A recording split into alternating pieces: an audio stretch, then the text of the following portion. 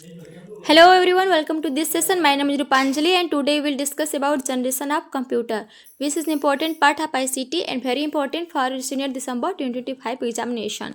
यदि आप चैनल पर फर्स्ट टाइम आए हैं चैनल को सब्सक्राइब कर लीजिए, वीडियो अच्छा लगे तो लाइक कमेंट एंड शेयर। आप लोगों को जो इसका थर्ड पार्ट है और सेकेंड और फर्स्ट मैंने ऑलरेडी प्रोवाइड कर दिया है, उसका लिंक आप लोगों को इस वीडियो के डिस्क्रिप्शन बॉक्स में मिल जाएगा, आप जाकर के वहाँ से रीचेक कर सकते हैं। चलिए शुरुआत करते हैं और समझते हैं। सबसे पहले यहाँ पर हम देखेंगे कि जो फर्स्ट जनरेशन था इसमें आप लोगों को वैक्यूम ट्यूब मिलता है जो 1940 से लेकर के 1956 तक इसका टाइम है। अगर सेकेंड जनरेशन की हम बात करें तो इसमें आप लोगों को ट्रांजिस्टर देखने को मिलेगा, इसका टाइम 1956 से लेकर के 1963 है। अगर हम थर्ड जनरेशन की बात करें तो इसमें आप लोगों को इंटीग्रेटेड सर्किट्स मिलते हैं। अगर इसके समय की हम बात करें तो 1964 से लेकर के 1971 है। अगर हम फोर्थ जनरेशन की बात करें तो यहाँ पर आप लोगों को माइक्रो प्रोसेसर मिलता है देखने को 1972 से लेकर के 2010 तक इसका समय है। अगर हम बात करें फिफ्थ जनरेशन की तो आर्टिफिशियल इंटेलिजेंस आप लोगों को यहाँ पर मिलता है और 2010 से लेकर के जो भविष्य में या फिर वर्तमान में चल रहा है ये आप लोगों को इसका समय है। आगे हम बात करते हैं यहाँ पर कि जो आपको साइज देखने को मिलता है किस प्रकार का, इसमें क्या क्या परिवर्तन हुआ था। तो पहले आप देखोगे कि बहुत बड़ा इसमें साइज था इसका। जब ट्रांजिस्टर आता है सेकेंड आपको जनरेशन में तो इस प्रकार का आप लोगों को देखने को मिलेगा। थर्ड जनरेशन में इस टाइप से इंटीग्रेटेड सर्किट आपको यहाँ पर मिलता है। फोर्थ जनरेशन में आप लोगों को इस प्रकार से मिलेगा जिससे माइक्रो प्रोसेसर आता है। एंड फिफ्थ जनरेशन में यहाँ पर हम लोगों को देखने को मिलता है जब आर्टिफिशियल इंटेलिजेंस आता है तो इसका साइज जो होता है काफ़ी छोटा हम लोगों को देखने को मिल जाता है। अब यहाँ पर हम बात करेंगे कि इसमें हार्डवेयर जो कंपोनेंट्स थे उसमें क्या क्या हम लोगों को परिवर्तन देखने को मिलते हैं, इसके साथ इसकी विशेषताएं क्या क्या थी। एंड जो कंप्यूटर है वो उसका नाम देखेंगे कि कौन कौन सा ऐसा कंप्यूटर था जो इस टाइम पे आप लोगों को देखने को मिल जाएगा। तो फर्स्ट जनरेशन जो था इसमें वैक्यूम ट्यूब मिलता है ये है, और इसमें जो इसकी विशेषताएं थी आप लोगों को देखने को मिलेगा कि ये मशीनी लैंग्वेज का प्रयोग करता था। इसकी साइज़ बहुत बड़ी थी, हाईली एक्सपेंसिव था, हाईली जो है ये कंजप्शन ऑफ इलेक्ट्रिसिटी थी। इसमें कंप्यूटर के नेम अगर देखें तो इसमें आप लोगों को इनैक मिलेगा, यूनिवैक मिलेगा, एडवैक मिलेगा, इट्सैक मिलेगा एंड IBM 701 आप लोगों को मिल जाएगा। अगर हम बात करें इसके सेकेंड जनरेशन की यहाँ पर तो इसमें आप लोगों को ये ट्रांजिस्टर और मैग्नेटिक टेप मिलता है जिसमें कि हम लोगों को देखने को मिलेगा कि जो आपका एक्सपेंसिव ये होता है फोर्ट्रॉन और कोबोल मिल जाते हैं। IBM 7030, CDC 16404 and Atlas NCR 304, Honeywell 400 आप लोगों को मिल जाता है। अगर हम थर्ड जनरेशन की बात करें तो आप लोगों को यहाँ पर IC मिलेगा, ये आप देख सकते हैं IC को। एंड इसका जो कंप्यूटर का नेम था आपको यहाँ पर मिल जाएगा। अगर फोर्थ जनरेशन की हम बात करें तो यहाँ पर आप लोगों को VLSI माइक्रो प्रोसेसर सर्किट मिलता है। जो ये था आप लोगों का इसमें जो फास्टर ये था, कॉम्पैक्ट था एंड अफोर्डेबल था। यह C++ डिबेस जो था यहाँ पर आप लोगों को मिलेगा। कंप्यूटर की अगर हम बात करें कौन कौन से आए थे इसमें तो आप ये देख सकते हैं स्टार 1000, क्रे जो है कि 1/2, एप्पल सेकेंड जो है वैक्स 9000 आप लोगों को यहाँ पर मिल जाता है। अगर हम फिफ्थ जनरेशन की बात करें तो यहाँ पर ULSI माइक्रो प्रोसेसर जो सर्किट है आप लोगों को यहाँ पर देखने को मिलेगा। इसके साथ में आप लोगों को मिलेगा कि C and C++ Java net programming जो लैंग्वेज है उसका प्रयोग इसमें मिलता है। अगर कंप्यूटर की बात करें कौन कौन से कंप्यूटर आए थे तो यहाँ पर आप लोगों को IBM मिलेगा, पेंटियम मिल जाएगा एंड परम मिल जाएगा। इसी चीज़ को हम आगे हिंदी में भी समझ लेते हैं। जो प्रथम पीढ़ी थी कहीं कहीं आपको ये 1946 और कहीं कहीं 1942 दोनों ही देखने को मिलता है। यह वैक्यूम ट्यूब पर आधारित था, इसमें पंच कार्ड्स का प्रयोग किया जाता था।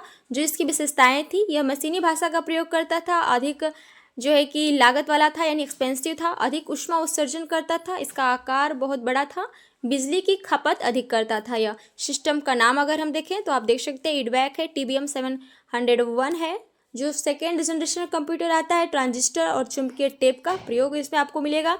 बैच ऑपरेटिंग सिस्टम जो पहला था ये वाला फर्स्ट जनरेशन का, इसकी तुलना में जो यह था वह काफ़ी तेज़ था और छोटा था लेकिन विश्वसनीय था, महंगा था। अगर इसके हम कंप्यूटर की बात करें कौन कौन सा कंप्यूटर इसमें देखने को मिला तो हनीवेल 400, CDC 1604 और IBM 7030 आप लोगों को मिल जाएगा। जो थर्ड जनरेशन का है इसमें IC आपको देखने को मिलता है, अधिक क्षमता वाला डिस्क और चुंबकीय टेप का इसमें प्रयोग किया गया था। इसमें समय साझा करने वाला जो OS था यानी कि ऑपरेटिंग सिस्टम उसका प्रयोग मिलता है। यह तीव्र था, छोटा था, विश्वसनीय और कम व्ययी था। इसका जो साइज़ था मैंने आप लोगों को ऑलरेडी दिखाया है ऊपर, और अपडेट करने में भी यह सरल था। अगर हम बात करें कि इसमें कौन कौन से कंप्यूटर थे, तो इसमें IBM 360 और 370 आपको मिल जाएगा, 370, 360 एंड CDC 60 जो है कि 600 आप लोगों को मिल जाएगा यहाँ पर, एंड PDP 8/11 आप लोगों को यहाँ पर देखने को मिलता है। अब आगे यहाँ पर हम समझते हैं जो 4th जनरेशन है उसके बारे में। इसमें आप लोगों को VLSI प्रौद्योगिकी के साथ में IC का प्रयोग मिलता है, सेमीकंडक्टर मेमोरी मिल जाएगा, पोर्टेबल के रूप में चुंबकीय टेप और फ्लॉपी डिस्क जो है उसका प्रयोग मिल जाता है। यह मल्टी प्रोसेसिंग था, GUIOS का प्रयोग मिलता है, वस्तु उन्मुख कार्यक्रम थी इसमें। यह छोटा था, कम व्ययी था यानी कि कम खर्चीला था, उपयोग में लेकिन सरल था। अगर हम बात करें कौन कौन सा इसमें कंप्यूटर था, तो एप्पल 2 मिलेगा, वेक्स 9000 मिल जाएगा, क्रेहाफ, IBM पेंटियम एंड परम आप लोगों को यहाँ पर देखने को मिल जाएगा। ये जो 5th जनरेशन है इसमें, और ये जो 5th जनरेशन था काफ़ी शक्तिशाली है, क्योंकि इसमें आप लोगों को मिलता है किसका प्रयोग, AI का यूज जो है, यह VLSI तकनीक के साथ IC का प्रयोग इसमें आप लोगों को मिलेगा। पंचम जो है यानी कि आपका जो 5th जनरेशन है उसमें। आगे यहाँ पर हम समझ लेते हैं थोड़ा कुछ और चीज़ें, जैसे कि अभी मैंने आप लोगों को बताया कि इसका समय क्या है, पीरियड। इसका साइज़ पहले बड़ा रहता है बहुत, फिर छोटा, धीरे धीरे आगे चल करके होता जाता है। टेक्नोलॉजी की बात करें तो फर्स्ट में आप लोगों को tube, transistor, integrated circuit and आगे चल करके आप लोगों को मिल जाता है इस प्रकार से। अगर हम इंटरनल स्टोरेज की बात करें तो फर्स्ट में आप लोगों को मैग्नेटिक ड्रम्स मिलेंगे, आगे आप लोगों को मैग्नेटिक कोर्स एंड टेप्स मिलते हैं, मैग्नेटिक डिस्क मिलता है and optical disk, hard drives and flash memory जो है उसका प्रयोग मिलता है। अगर हम इनपुट एंड आउटपुट सिस्टम की बात करें तो आप लोगों को फर्स्ट जनरेशन में पंच कार्ड्स मिलते हैं, जो सेकेंड जनरेशन है इसमें आप लोगों को magnetic cores and magnetic tapes मिल जाते हैं, कीबोर्ड एंड मॉनिटर का उपयोग मिलता है and keyboard, mouse and monitor का प्रयोग आप लोगों को मिल जाता है। अगर हम इफिशियंसी की बात करें तो consumed a lot of power and generated heat, इसमें अधिक ऊष्मा का ये प्रयोग करता था। आप यहाँ पर कम लेकिन आप लोगों को मिलेगा, मोर रिलेबल था थर्ड में, और फोर्थ में आप लोगों को मिलेगा कि हाईली रिलेबल था एंड एक्सपेंडेड स्टोरेज कैपेसिटी इसकी जो थी ज़्यादा थी। अगर हम लैंग्वेज की बात करें तो पहला जो कंप्यूटर था यानी कि फर्स्ट जनरेशन का, उसमें मशीन लैंग्वेज का प्रयोग किया गया था, लेकिन आगे चल के प्रोग्रामिंग लैंग्वेज का प्रयोग किया जाता है, जिसमें कोबोल, फोर्ट्रान आपको second and fourth, COBOL, basic, pascal, C++ and C++ आप लोगों को मिल जाता है, जो जावा प्रोग्रामिंग लैंग्वेज इत्यादि है। अगर हम अवेलेबिलिटी की बात करें तो ये साइंटिस्ट एंड रिसर्चर्स हैं, उनके पास यहाँ पर आपको मिलेगा, स्टिल इनसेसिबल है। आप आगे चलकर जब देखोगे कि जो 5th जनरेशन का अगर आप कंप्यूटर देखो तो आज सबके पास है, यानी कि हर किसी के पास ये अवेलेबल है आजकल। आगे यहाँ पर हम बात करते हैं, यहाँ पर आप और चीज़ों को देख सकते हैं। अब हम बात कर लेते हैं यहाँ पर कि जो कंप्यूटर जनरेशन आप लोगों को मिलता है कंप्यूटर का, इसकी खोज किस किसने करी थी। तो जो पहली पीढ़ी कंप्यूटर था यानी फर्स्ट जनरेशन का, इसका जो खोज था जॉन एकर्ट और विलियम मॉचली के द्वारा किया गया था। जो सेकेंड जनरेशन कंप्यूटर आता है जो ट्रांजिस्टर पर बेस्ड था, इसकी खोज William Shockley, Walter Houser Brattain और जॉन बॉर्डिन के द्वारा किया गया है। जो थर्ड जनरेशन है इसकी खोज जो है रॉबर्ट नोयस और जैक किल्बी के द्वारा किया गया है।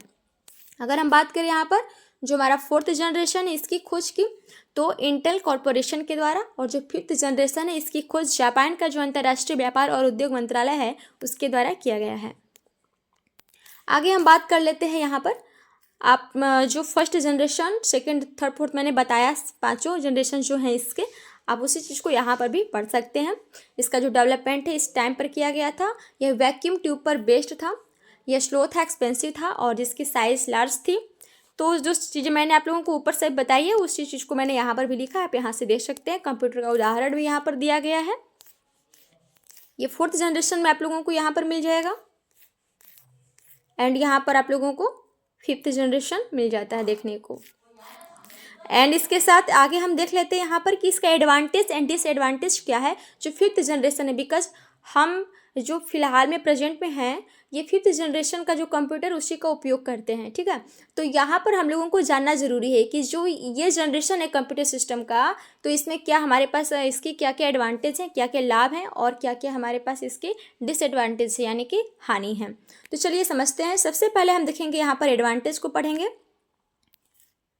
एडवांटेज इसका यही है कि अगर हमारे पास टेक्नोलॉजी अच्छी है तो स्पीड हमें देखने को मिलेगा, तो स्पीड इससे ज़्यादा हम लोगों को जो है कि मिल जाता है। डिपेंडेंसी जो है इस पर क्योंकि लोग हर कोई अधिक टेक्नोलॉजी का यूज नहीं जानता है, तो हमारी जो स्वतंत्रता है वह कम हो गई है और हम इस पर बहुत ज़्यादा आधारित हो गए हैं। तो ये हमारे पास एक इसका हानि है। एंड बात करें कम्युनिकेशन की, तो ये हमारे पास एक लाभ है कि अच्छा इससे कम्युनिकेट हम कर सकते हैं। जॉब का हमारे पास हानि होगा, क्योंकि कंप्यूटर तेज है, टेक्नोलॉजी है, तो जो चीज़ हम काम करेंगे उसको हम स्लो करेंगे, लेकिन अगर कोई मशीन काम करेगा तो बहुत जल्दी काम कर देगा। तो और लोगों से काम कराने से अच्छा है कि लोग मशीन का ज़्यादा प्रयोग करेंगे। तो वहाँ पर जब भी टेक्नोलॉजी का विकास होगा तो आप लोगों को जॉब की हानि मिलेगी। और जो 5th जनरेशन कंप्यूटर है, इससे बहुत ज़्यादा जॉब का लॉस भी आगे चल के भी होगा और अभी भी हो रहा है। अब हम बात करते हैं कि ये चीपर है, लेकिन ये जो है इसका ये लाभ है कि ये चीपर है। और अगर हम बात करें इसके हानि की, तो यह वायलेशन को फैलाता है, यानी कि इससे हिंसा भी बढ़ने की ज़रूरत है कि ऐसा बढ़ सकता है। बिकॉज यहाँ पर आप लोगों को जो डाटा है, जो फिर इंफॉर्मेशन है, इसके चोरी होने की, इसके दुरुपयोग होने की आशंका बनी रहती है। आप लोगों को बहुत सारे ऐसे साइबर क्राइम हमेशा देखने को मिलते हैं। आगे हम बात करें कि पैरेलल प्रोसेसिंग होती है इसमें, ये इसका लाभ है। और अगर हानि की बात करें तो जो हमारा इन्वायरमेंट है, इससे इसको हानि होती है। हमारे वातावरण को जो भी आज का टेक्नोलॉजी बढ़ रही है उससे बहुत ज़्यादा हानि हो रही है। अब यहाँ पर एक हमारे पास जो वर्ड है पैरेलल प्रोसेसिंग, ये क्या होती है इसको हम यहाँ पर समझ लेते हैं। बिकॉज जो 5th जनरेशन का कंप्यूटर है, इससे हम लोगों को इसका लाभ होता है कि इसमें पैरेलल प्रोसेसिंग हम लोगों को देखने को मिलता है। तो ये क्या है समझ लेते हैं।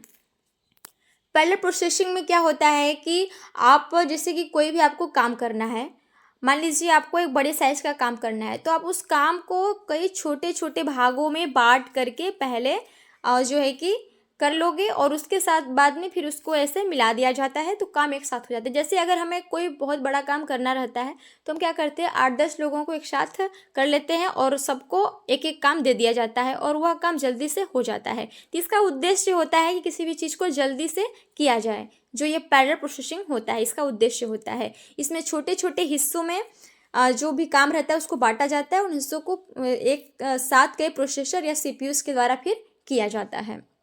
जैसे यहाँ पर आप देख सकते हैं, ये जो कंप्यूटर सिस्टम है इसको कई पार्ट्स में बांट दिया गया है और यहाँ पर प्रोसेसिंग इसकी एक साथ हुई, जिससे कि काम जो है जल्दी हो गया। तो ये मैंने आप लोगों को पूरा जो है कि कंप्यूटर जो भी इसका जनरेशन है, 5th जनरेशन, यहाँ पर मैंने सब कुछ बता दिया है। और ये कहना चाहती हूँ कि आप लोगों को इस पर बेस्ड बहुत सारे वीडियोज़ ऑलरेडी मिलेंगे, लेकिन मेरा जो वीडियो है आप लोगों को थोड़ा इन्फॉर्मेटिव, थोड़ा अलग इसलिए है क्योंकि मैंने खुद भी जब अपने एग्ज़ाम की तैयारी करी थी, बहुत सारी सोर्सेज से इसकी पढ़ाई करी, और अपने जो भी मेरा नोट्स है उसके थ्रू भी बहुत सारी चीज़ों को मैं आप लोगों को ऑलरेडी यहाँ पर पढ़ाती हूँ, और बहुत सारे रिसोर्सेज होते हैं इसके। तो आई थिंक कि आप लोगों को हर चीज़ किसी एक वीडियो में प्रॉपर तरीके से, आप कोई वीडियोज़ मैंने बहुत सारे चैनल से पढ़ाई भी करी है, देखा है कि कहीं भी आप लोगों को इतनी सारी चीज़ें एक जगह पर नहीं मिल जाती हैं। तो आई थिंक कि मेरा बहुत एक मेहनत रहता है यहाँ पर, तो आप लोग इसको समझिए और चैनल को सब्सक्राइब ज़रूर किया कीजिए, और वीडियो अच्छा लगे तो लाइक कर